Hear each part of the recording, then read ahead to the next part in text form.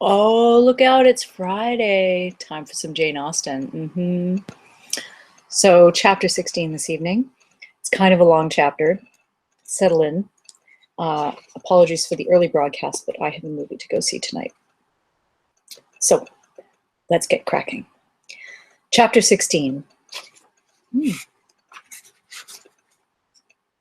As no objection was made to the young people's engagement with their aunt, and all Mr. Collins's scruples of leaving Mr. and Mrs. Bennet for a single evening during his visit were most steadily resisted, the coach conveyed him and his 5 cousins at a suitable hour to Meryton. And the girls had the pleasure of hearing, as they entered the drawing-room, that Mr. Wickham had accepted their uncle's invitation and was then in the house. When this information was given, and they had all taken their seats, Mr. Collins was at leisure to look around him and admire, and he was so much struck with the size and furniture of the apartment that he declared he might almost have supposed himself in the small summer breakfast parlour at Rosings, a comparison that did not at first convey much gratification. But when Mrs. Phillips understood from him what Rosings was, and who was its proprietor, when she had listened to the description of only one of Lady Catherine's drawing-rooms, and found that the chimney-piece alone had cost £800, she felt all the force of the compliment, and would hardly have resented a comparison with the housekeeper's room. In describing to her all the grandeur of Lady Catherine and her mansion, with occasional digressions in praise of his own humble abode and the improvements it was receiving, he was happily employed until the gentlemen joined them, and he found in Mrs. Phillips a very attentive listener, whose opinion of his consequence increased with what she heard, and who was resolving to retail it all among her neighbours as soon as she could. To the girls who could not listen to their cousin, and who had nothing to do but to wish for an instrument, and examine their own indifferent imitations of china on the mantelpiece, the interval of waiting appeared very long. It was over at last, however. The gentlemen did approach, and when Mr. Wickham walked into the room, Elizabeth felt that she had neither been seeing him before, nor thinking of him since, with the smallest degree of unreasonable admiration. The officers of the shire were in general a very creditable, gentlemanlike set, and the best of them were of the present party. But Mr. Wickham was as far beyond them all in person, countenance, air, and walk, as they were superior to the broad-faced, stuffy Uncle Phillips, breathing port wine, who followed them into the room. Mr. Wickham was the happy man towards whom almost every female eye was turned, and Elizabeth was the happy woman by whom he finally seated himself. And the agreeable manner in which he immediately fell into conversation, though it was only on it being a wet night, and on the probability of a rainy season, made her feel that the commonest, dullest, most threadbare topic might be rendered interesting by the skill of the speaker. With such rivals for the notice of the fair as Mr. Wickham and the officers, Mr. Collins seemed likely to sink into insignificance. To the young ladies, he certainly was nothing, but he had still at intervals a kind listener in Mrs. Phillips, and was, by her watchfulness, most abundantly supplied with coffee and muffin. When the card tables were placed, he had an opportunity of obliging her in return by sitting down to whist. "I know little of the game at present," said he, "but I shall be glad to improve myself, for in my situation in life—" Mrs. Phillips was very thankful for his compliance, but could not wait for his reason. Mr. Wickham did not play at whist, and with ready delight was he received at the other table between Elizabeth and Lydia. At first there seemed danger of Lydia's engrossing him entirely, for she was a most determined talker. But, being likewise extremely fond of lottery tickets, she soon grew too much interested in the game, too eager in making bets and exclaiming after prizes, to have attention for anyone in particular. Allowing for the common demands of the game, Mr. Wickham was therefore at leisure to talk to Elizabeth, and she was very willing to hear him, though what she chiefly wished to hear she could not hope to be told, the history of his acquaintance with Mr. Darcy. She dared not even mention that gentleman. Her curiosity, however, was unexpectedly relieved. Mr. Wickham began the subject himself. He inquired how far Netherfield was from Meryton, and after receiving her answer, asked in an hesitating manner how long Mr. Darcy had been staying there. "About a month," said Elizabeth, and then, unwilling to let the subject drop, added, "He is a man of very large property in Derbyshire, I understand." "Yes," replied Wickham. "His estate there is a noble one, a clear 10,000 per annum. You could not have met with a person more capable of giving you certain information on that head than myself, for I have been connected with his family in a particular manner from my infancy." Elizabeth could not but look surprised. "You may well be surprised, Miss Bennet, at such an assertion, after seeing, as you probably might, the very cold manner of our meeting yesterday. Are you much acquainted with Mr. Darcy?" "As much as I ever wish to be," cried Elizabeth warmly. "I have spent 4 days in the same house with him, and I think him very disagreeable." "I have no right to give my opinion," said Wickham, "as to his being agreeable or otherwise. I am not qualified to form one. I have known him too long and too well to be a fair judge. It is impossible for me to be impartial. But I believe your opinion of him would in general astonish, and perhaps you would not express it quite so strongly anywhere else. Here you are in your own family." "Upon my word, I say no more here than I might say in any house in the neighbourhood except Netherfield. He is not at all liked in Hertfordshire. Everybody is disgusted with his pride. You will not find him more favourably spoken of by anyone." "I cannot pretend to be sorry," said Wickham after a short interruption, "that he, or that any man, should not be estimated beyond their deserts. But with him I believe it does not often happen. The world is blinded by his fortune and consequence, or frightened by his high and imposing manners, and sees him only as he chooses to be seen. I should take him, even on my slight acquaintance, to be an ill-tempered man." Wickham only shook his head. "I wonder," said he, at the next opportunity of speaking, "whether he is likely to be in this country much longer." "I do not at all know, but I heard nothing of his going away when I was at Netherfield. I hope your plans in favour of the shire will not be affected by his being in the neighbourhood." "Oh no, it is not for me to be driven away by Mr. Darcy. If he wishes to avoid seeing me, he must go. We are not on friendly terms, and it always gives me pain to meet him. But I have no reason for avoiding him but what I might proclaim to all the world, a sense of very great ill-usage and most painful regrets at his being what he is. His father, Miss Bennet, the late Mr. Darcy, was one of the best men that ever breathed, and the truest friend I ever had. And I can never be in company with this Mr. Darcy without being grieved to the soul by 1,000 tender recollections. His behaviour to myself has been scandalous, but I verily believe I could forgive him anything and everything rather than his disappointing the hopes and disgracing the memory of his father." Elizabeth found the interest of the subject increase and listened with all her heart, but the delicacy of it prevented further inquiry. Mr. Wickham began to speak on more general topics, Meryton, the neighbourhood, the society, appearing highly pleased with all that he had yet seen, and speaking of the latter especially with gentle but very intelligible gallantry. "It was the prospect of constant society, and good society," he added, "which was my chief inducement to enter the shire. I knew it to be a most respectable, agreeable court, and my friend Denny tempted me further by his account of their present quarters, and the very great attentions and excellent acquaintance Meryton had procured them. Society, I own, is necessary to me. I have been a disappointed man, and my spirits will not bear solitude. I must have employment and society. A military life is not what I was intended for, but circumstances have now made it eligible. The church ought to have been my profession. I was brought up for the church, and I should at this time have been in possession of a most valuable living, had it pleased the gentleman we were speaking of just now." "Indeed?" "Yes.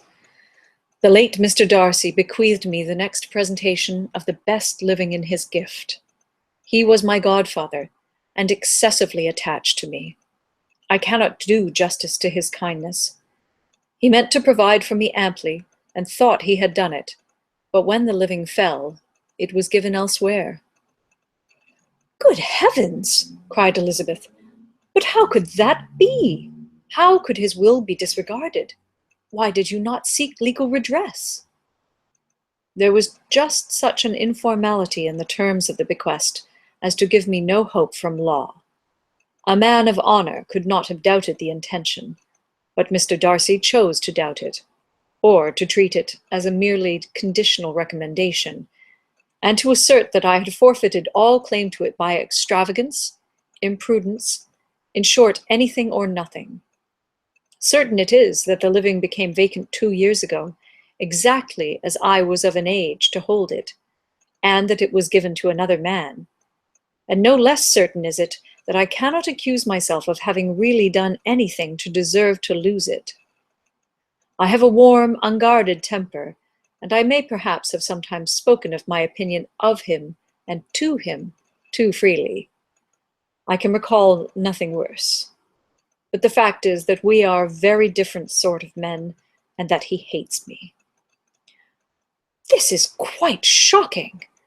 He deserves to be publicly disgraced." "Some time or other he will be, but it shall not be by me. Till I can forget his father, I can never defy or expose him." Elizabeth honored him for such feelings, and thought him handsomer than ever as he expressed them. "But what," said she, after a pause, "can have been his motive? What can have induced him to behave so cruelly?" "A thorough, determined dislike of me, a dislike which I cannot but attribute in some measure to jealousy.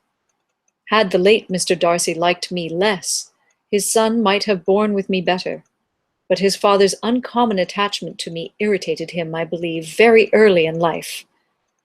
He had not a temper to bear the sort of competition in which we stood, the sort of preference which was often given me. I had not thought Mr. Darcy so bad as this. Though I have never liked him, I had not thought so very ill of him. I had supposed him to be despising his fellow creatures in general, but did not suspect him of descending to such malicious revenge, such injustice, such inhumanity as this." After a few minutes' reflection, however, she continued, "I do remember his boasting one day at Netherfield of the implacability of his resentments, of his having an unforgiving temper. His disposition must be dreadful." "I will not trust myself on the subject," replied Wickham. "I can hardly be just to him." Elizabeth was again deep in thought, and after a time exclaimed, "To treat in such a manner the godson, the friend, the favourite of his father!" She could have added, "A young man too like you, whose very countenance may vouch for your being amiable," but she contented herself with, "and one too who had probably been his own companion from childhood, connected together, as I think you said, in the closest manner. We were born in the same parish, within the same park. The greatest part of our youth was passed together, inmates of the same house, sharing the same amusements, objects of the same parental care. My father began life in the profession which your uncle, Mr. Phillips, appears to do so much credit to, but he gave up everything to be of use to the late Mr. Darcy, and devoted all his time to the care of the Pemberley property. He was most highly esteemed by Mr. Darcy, a most intimate, confidential friend. Mr. Darcy often acknowledged himself to be under the greatest obligations to my father's active superintendence, and when, immediately before my father's death, Mr. Darcy gave him a voluntary promise of providing for me, I am convinced that he felt it to be as much a debt of gratitude to him as of affection to myself." "How strange!" cried Elizabeth. "How abominable! I wonder that the very pride of this Mr. Darcy has not made him just to you, if from no better motive, that he should not have been too proud to be dishonest, for dishonesty I must call it." "It is wonderful," replied Wickham, "for almost all his actions may be traced to pride, and pride has often been his best friend. It has connected him nearer with virtue than any other feeling. But we are none of us consistent, and in his behavior to me there were stronger impulses even than pride." "Can such abominable pride as his have ever done him good?" "Yes. It has often led him to be liberal and generous, to give his money freely, to display hospitality, to assist his tenants and relieve the poor. Family pride and filial pride, for he is very proud of what his father was, have done this. Not to appear to disgrace his family, to degenerate from the popular qualities, or lose the influence of the Pemberley house, is a powerful motive. He has also brotherly pride, which, with some brotherly affection, makes him a very kind and careful guardian of his sister, and you will hear him generally cried up as the most attentive and best of brothers." "What sort of a girl is Miss Darcy?" He shook his head. "I wish I could call her amiable. It gives me pain to speak ill of a Darcy, but she is too much like her brother, very, very proud. As a child she was affectionate and pleasing, and extremely fond of me, and I have devoted hours and hours to her amusement. But she is nothing to me now. She is a handsome girl, about 15 or 16, and I understand highly accomplished. Since her father's death, her home has been London, where a lady lives with her and superintends her education." After many pauses, and many trials of other subjects, Elizabeth could not help reverting once more to the first, and saying, "I am astonished at his intimacy with Mr. Bingley. How can Mr. Bingley, who seems good humour itself, and is, I really believe, truly amiable, be in friendship with such a man? How can they suit each other? Do you know Mr. Bingley?" "Not at all." "He is a sweet-tempered, amiable, charming man. He cannot know what Mr. Darcy is." "Probably not. But Mr. Darcy can please where he chooses. He does not want abilities. He can be a conversable companion if he thinks it worth his while. Among those who are at all his equals in consequence, he is a very different man from what he is to the less prosperous. His pride never deserts him, but with the rich he is liberal-minded, just, sincere, rational, honourable, and perhaps agreeable, allowing something for fortune and figure." The whist party soon afterwards breaking up, the players gathered round the other table, and Mr. Collins took his station between his cousin Elizabeth and Mrs. Phillips. The usual inquiries as to his success were made by the latter. It had not been very great. He had lost every point. But when Mrs. Phillips began to express her concern thereupon, he assured her with much earnest gravity that it was not of the least importance, that he considered the money as a mere trifle, and begged she would not make herself uneasy. "I know very well, madam," said he, "that when persons sit down to a card-table, they must take their chance of these things, and happily I am not in such circumstances as to make 5 shillings any object.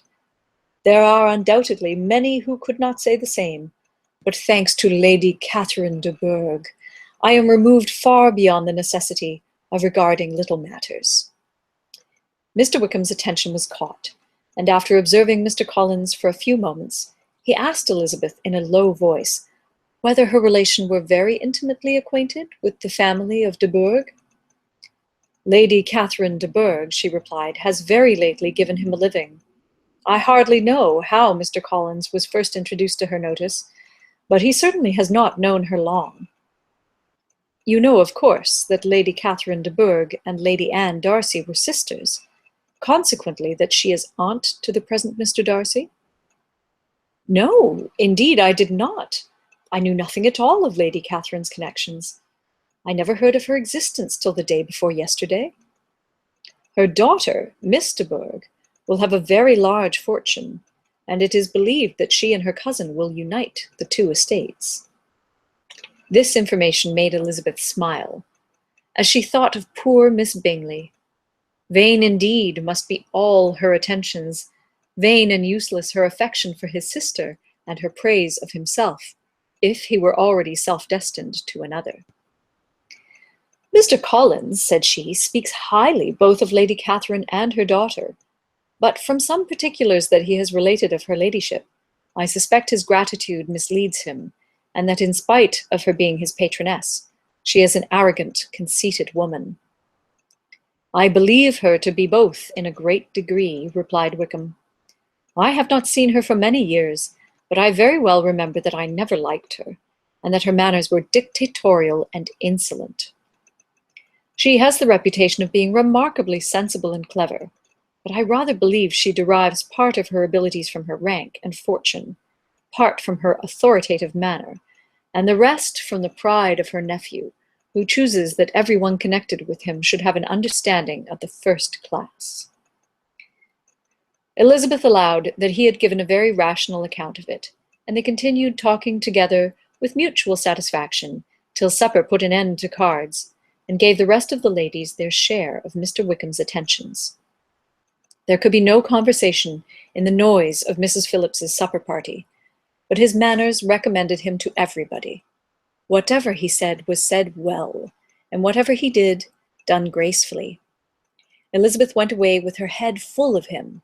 She could think of nothing but of Mr. Wickham, and of what he had told her all the way home.